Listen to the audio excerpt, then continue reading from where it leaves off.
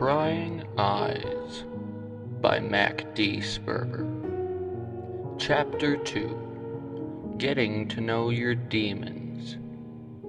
Never once in the last few years have you ever been on time for school. At least, not for the day-in jargon on the intercoms that were placed in every class and hallway corner during breakfast. You didn't see the point.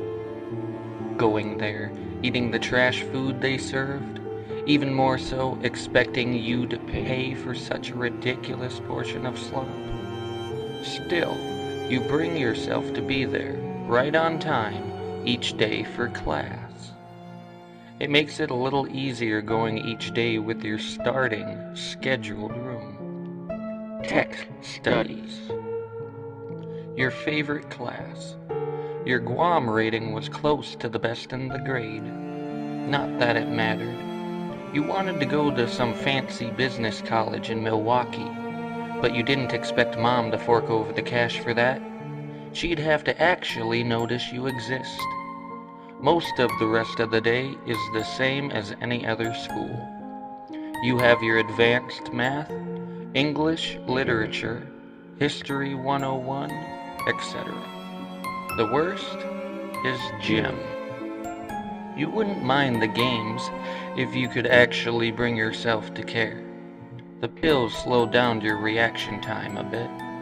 That, and you just don't quite have the motivation to jump around with a bunch of recently became post-pubescent sweaty teens. All gushed up over something or someone. One focused on the game so much he couldn't take notice of a crushing girl's gaze from across the room. Or maybe the guy all ballsed up thinking about the English teacher's miniskirt. That dude right there, he is going to get someone pregnant before graduation. You'd bet your cost of prescription on that. The only person who would ever even look in your direction won't even spit at you. Never really did make sense. Not like she had lost her dad.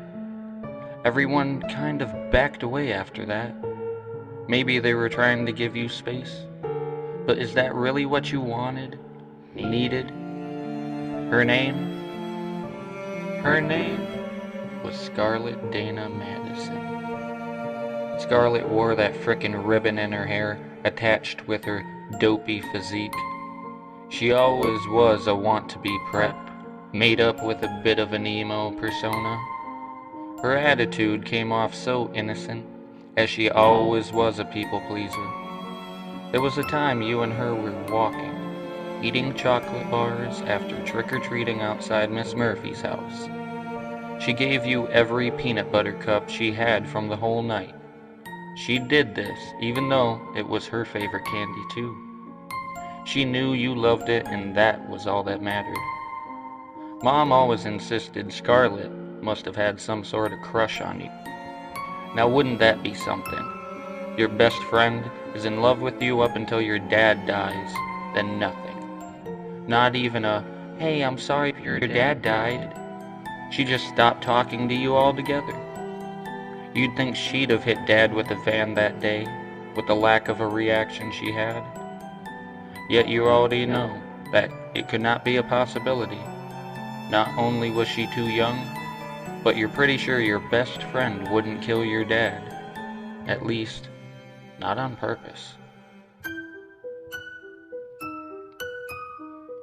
You caught her looking again at you, Scarlett's eyes prying at you. If she wanted to say something, then say it already. You avoid her as much as you can, but eventually you were bound to see her. You missed having friends.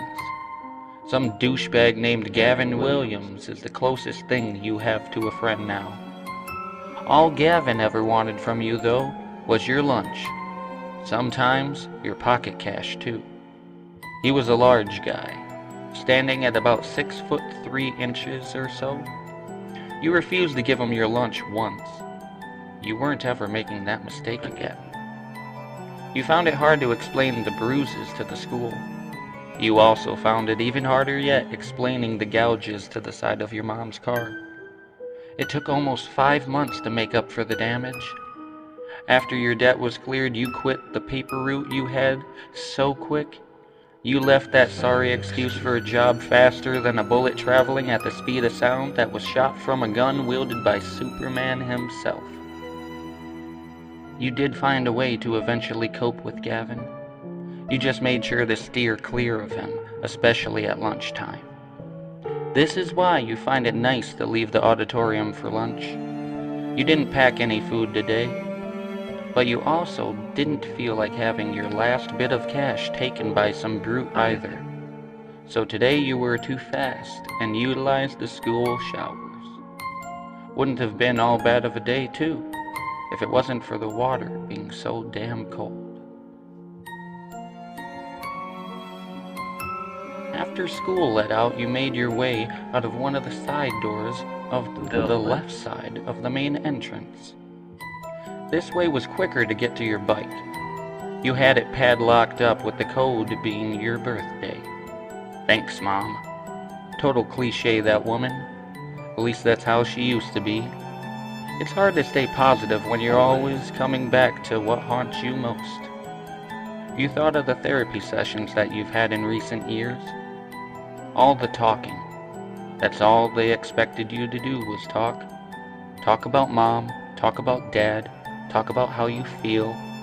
The same old crap they spew in every bit of thought of recovering from a loss or traumatic event. The leaves falling were yellow now. As you crunch over those yellow leaves, you ride up to a small corner gas station, too far from town and too close for a truck stop rest area.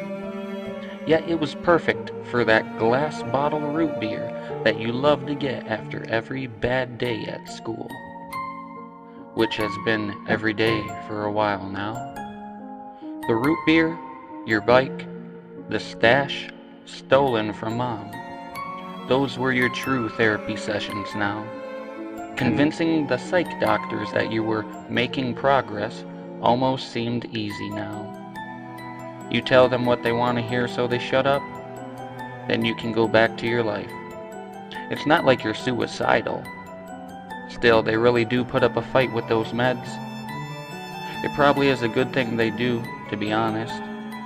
Even though you tell them what they want to hear, the real fact of the matter is, you need the medication.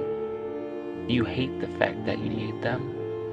The thought of it leaves you smacking the bottle of root beer to the counter while breathing heavily before coming to.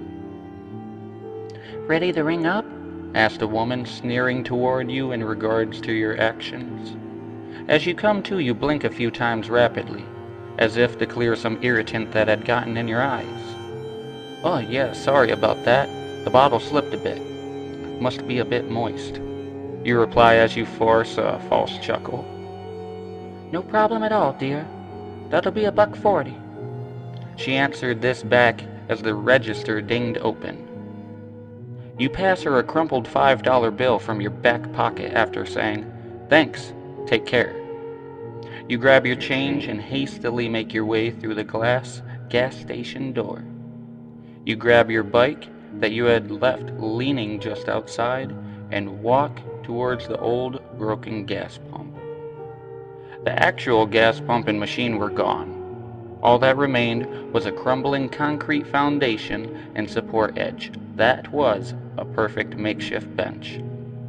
There were plenty of times you'd even find yourself sitting there at lunch. It wasn't too far from school that it cut into your lunch period too bad either. You sit there, sipping your root beer as you watch traffic zoom by past you. The sun grew orange. The sort of orange that was meant to compare to those of those crunching yellow and orange leaves that fell before. Soothing as it was, you find yourself tired. Leaned up against the good support, your eyes start to droop. Just before you fall asleep, the bottle you're holding drops gently to the grassy ground, unharmed but empty.